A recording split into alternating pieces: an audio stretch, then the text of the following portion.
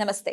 Spiritual, motivation, educational వీటికి సంబంధించి interviews ఇవ్వదలుచుకున్న వాళ్ళు కింద నంబర్కి కాంటాక్ట్ చేయండి. నమస్తే, వెల్కమ్ టు అవర్ ఛానల్. నేను పద్మిని. ప్రస్తుతంతో పాటు ప్రముఖ ఆధ్యాత్మికవేత్త, జ్యోతిష పండితులు, అమ్మవారి సేవకులు, దత్త గణపతి ఉపాసకులు మురళీధర్ శర్మ గారు మనతో పాటు ఉన్నారు. మాట్లాడదాం. నమస్కారం అండి. మహాదేవ శ్రీమాత్రే నమః. మురళి గారు, పుష్యమాసం మొదలైపోయింది. ఉత్తరాయణ పుణ్యకాలాలు కూడా మరొక 2 రోజుల్లో మొదలు కాబోతున్నాయి. సో పుష్యమాసం అంటేనే డెఫినెట్ గా పుష్యమి నక్షత్రానికి సంబంధించిన మాసంగా చెప్తూ ఉంటారు. ఇక ఈ మాసంలో దీపారాధన ఏ విధంగా చేసుకోవాల్సి ఉంటుంది అనేది తెలుసుకోవాలనుకుంటున్నానండి. తప్పకుండా అమ్మా. వాస్తవానికి అందరూ కూడా ఏదో హడావిడిగా దీపారాధన చేసేసి వెళ్ళిపోతూ ఉంటారు. ఎక్కడైనా గుళ్ళో అయినా లేదా మన ఇంట్లో అయినా కూడా దీపారాధన చేయడము, మిగిలినటువంటి పుష్పాలు పెట్టడము ఆ విధంగా చేసుకొని వెళ్ళిపోతారు. కానీ నేనేమంటున్నాను అంటే, దీపారాధన చేసినటువంటి సందర్భంలో ఆ యొక్క దీపను మీరు కనెక్ట్ కండి.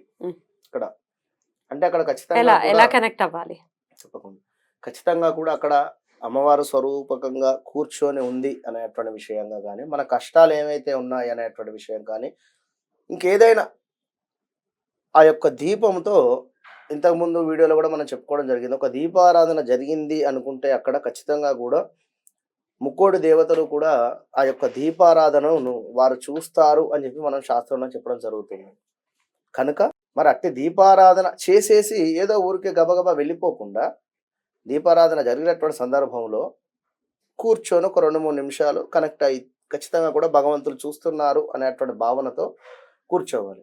అయితే ఈ యొక్క పుష్యమాసంలో విశేషంగా మీరు మామూలుగా చేసే అటువంటి దీపారాధన కాకుండా విశేషంగా ఇంకా ఆర్థికంగా కావచ్చును, లేదా ఆరోగ్యానికి సంబంధించింది కావచ్చును, లేదా ఒక ఉద్యోగం కావచ్చును, ఇంకా మరి ఏదైనా కూడా ఇంట్లో నెగిటివ్ ఎనర్జీ ఉంది అని అనుకునేటువంటి వారైనా కూడా ఇంటిలో చక్కగా కూడా లక్ష్మీదేవి యొక్క అనుగ్రహము పొందాలి అని అనుకునేటువంటి వారు ఇంటిలో ఉండేటువంటి ఏదైనా దరిద్ర దేవత అయినా కూడా బయటికి వెళ్ళేటువంటి సందర్భము, మనకు లక్ష్మీదేవి ఇంటికి రావాలి అని అనుకునేటువంటి వారు ఖచ్చితంగా కూడా ఈ యొక్క పుష్యమాసములో మనం చెప్పేటువంటి యొక్క దీపారాధన చేసుకోండి. అది ఏ విధమైనటువంటిది అంటే,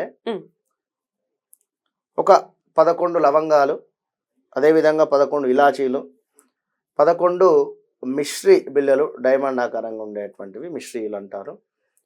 ఇక పచ్చకర్పూరం. ఈ 4 మిశ్రమాన్ని చక్కగా కూడా గ్రైండర్లో వేసుకొని ఒక మనకు పౌడర్ లాగా చేసుకోండి. మెత్తగా కూడా చేసుకున్నటువంటి ఆ యొక్క పౌడర్ను ఒక డబ్బాలో తీసేసుకొని చక్కగా కూడా దేవతా పూజా మందిరంలో పెట్టేసుకోండి. రైట్. ప్రతిరోజు కూడా మీరు నిత్యము చేసుకునేటువంటి దీపారాధన ఏదైతే ఉందో అది కాకుండా ఎస్పెషల్లీ సపరేట్గా మీ యొక్క కులదైవానికి సంబంధించి మనసులో చక్కగా కూడా ధ్యానం చేసుకొని, లేదా గణపతి కావచ్చు, లేదా లక్ష్మీదేవికి సంబంధించింది కూడా మనసులో ప్రార్థన చేసుకొని, విష్ణుమూర్తి ఆల్సో చక్కగా కూడా రావి ఆకు ఒకటి తెచ్చుకొని, లేదా తమలపాకు, రావి ఆకు అందుబాటులో లేదు అని అనుకునేటువంటి వారు తమలపాకు, మరి తమలపాకు కూడా అందుబాటులో లేదు అని అనుకునేటువంటి వారు ఒక ప్లేట్ తీసుకోండి. స్టీల్ ప్లేటు చక్కగా కూడా దానికి 5 దిక్కులా కూడా గంధమును కుంకుమతో బొట్లు పెట్టేసుకొని, దాని మీద ఒక మట్టి ప్రమిద, ఆ యొక్క మట్టి ప్రమిద ఒకటైనా పెట్టుకోండి, లేదా 2 అయినా పెట్టుకోండి. ఆ యొక్క మట్టి ప్రమిదలో చక్కగా కూడా ఆవునేతితో పెట్టాలా? ఆవునేతితోనే పెట్టండి. ఆవునేతి లేదు అనే సందర్భంలో మామూలుగా నువ్వుల నూనె అయినా కూడా వేసుకొని, ఖచ్చితంగా దీనికోసము ఆవు నెయ్యి కొనుక్కొని రావాలి అని నేను చెప్పడం లేదు, విన్నరా? కనుక ఇంట్లో ఉన్నటువంటి నువ్వుల నూనెతో అయినా కూడా దీపారాధన చేసుకొని, తూర్పు ముఖంగా కూడా ఆ యొక్క దీపాలు ఉండేటువంటి విధంగా 3 వత్తులు వేసుకోండి. 3 వత్తులు అంటే 1, 2, 3 కాదు, 3 వత్తులను కూడా కలుపుకొని ఒకటే వత్తి, విన్నరా? సాధ్యం త్రివక్తి సంయుక్తం వలిహినా యోజితం ప్రియం గృహాన మంగళం దీపం త్రైలోక్యం తివిరాభ అనేటువంటి మంత్రం ఉంది అక్కడ. సాధ్యం త్రివక్తి సంయుక్తం అంటే 3 అంటే 3 వత్తులు వేయాలి అనేటువంటిది అర్థం ఇక్కడ. కనుక 3 మనము ఇక్కడ శుభానికి సంబంధించింది కోరుకుంటున్నాము కనుక 3 వత్తులు వేసుకోవాలి. లేదు కుజునికి సంబంధించినటువంటి ఇబ్బందులు ఉన్నాయి అని అనుకున్నటువంటి సందర్భంలో ఇంతకుముందు మనం చెప్పి ఉన్నాం ఏమిటి, 6, 6, 6 కలుపుకొని 18 వత్తులు వేసుకొని దీపారాధన ఎట్లా ట్రయాంగిల్ షేప్లో వచ్చేటువంటి విధంగా వెలిగించాలనుకున్నాం. అది వేరు, అది శాంతికి సంబంధించింది. అయితే ఈ విధంగా మీరు రెడీ చేసుకున్న తర్వాత చక్కగా కూడా ఆ యొక్క దీపానికి కూడా చక్కగా కూడా గంధము కుంకుమతో అలంకరణ చేసుకొని చుట్టూ చక్కటి పూలు పెట్టుకున్న తర్వాత దీపాన్ని వెలిగించుకోండి. చక్కగా కూడా మనసులో విష్ణువే నమః కావచ్చును, లేదా నారాయణాయ నమః అని కావచ్చును, ఓం నమః శివాయ ఏదో మీకు ఉన్నటువంటి మంత్రాన్ని అనుకుంటూ దీపారాధన చేసుకున్న తర్వాత అందులో మనం ఇందాక పొడి చేసుకున్నటువంటి మిశ్రమం ఏదైతే ఉందో ఒక స్పూన్ తీసుకొని ఆ యొక్క నువ్వుల నూనె మీద వేయండి. వేసిన తర్వాత ఆ దీపారాధన వద్ద ముందే కూర్చొని చక్కగా కూడా మీరు శ్రీ సూక్తం చదువుకోండి. లేదు శ్రీ సూక్తం మాకు నోరు తిరగడం లేదు అనేటువంటి సందర్భంలో లక్ష్మీదేవి అష్టోత్తరాలు చదువుకోండి. మరి లక్ష్మీదేవి అష్టోత్తరాలు కూడా మాకు దొరకడం లేదు, లేదా అంత ఓపిక లేదు అని అనుకునేటువంటి వారు 108 టైమ్స్ శ్రీయై నమః శ్రీయై నమః అని చక్కగా కూడా జపాన్ని చేసుకోండి. అటు పిమ్మట ఆ యొక్క దీపానికి ఒక అరటిపండు కావచ్చును, లేదా ఏదైనా ఒక నివేదన చేసుకోండి.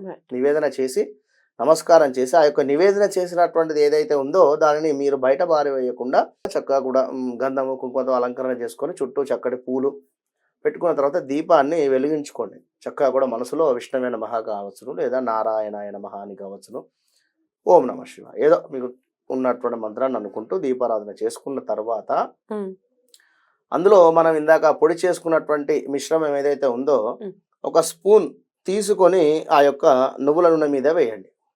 వేసిన తర్వాత ఆ దీపారాధన వద్ద ముందే కూర్చొని చక్కగా కూడా మీరు శ్రీ సూక్తం చదువుకోండి.